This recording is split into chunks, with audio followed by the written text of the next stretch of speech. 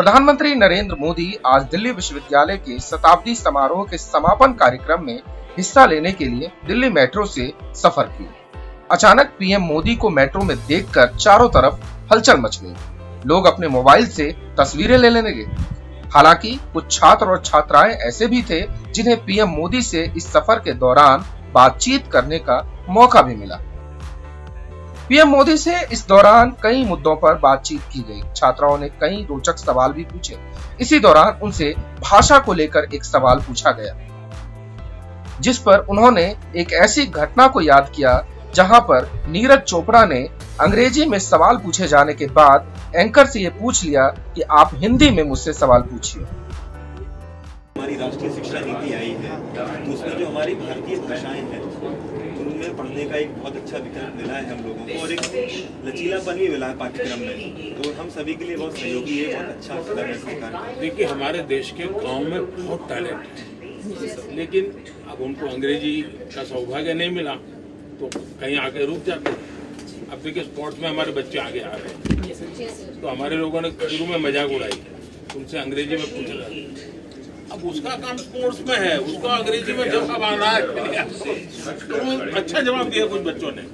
और आपने देखा होगा गांव के बच्चे स्पोर्ट्स में काम कर रहे हैं। लैंग्वेज हमारे यहाँ बैरियर नहीं बनती। हालांकि इस दौरान पीएम मोदी ने नीरज चोपड़ा का नाम तो नहीं लिया, लेकिन उन्होंने यह जरूर कहा कि स्पोर्ट्स में कभी भी लैंग्वेज बैरियर नहीं रहा है। आइए सुनते हैं नीरज चोपड़ा ने क्या कहा था। हेलो भाई। I would like to ask you a question that at times you would get frustrated because of that भाई हेलो, हिंदी आती है आपको? अच्छा जी सर। हिंदी में पूछ लो यार।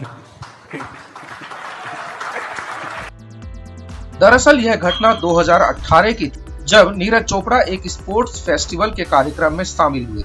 वहां पर उनसे एक स्टूडेंट ने अंग्रेजी में सवाल पूछा, लेकिन नीरज चोपड़ा ने बीच में ही रोककर उनसे कहा कि आपको हिंदी आती है, आप हिंदी में पूछ लीजिए। That at times you would get frustrated because of that भाई हेलो, हिंदी आती है आपको? अच्छा जी सर। हिंदी में पूछ लो यार।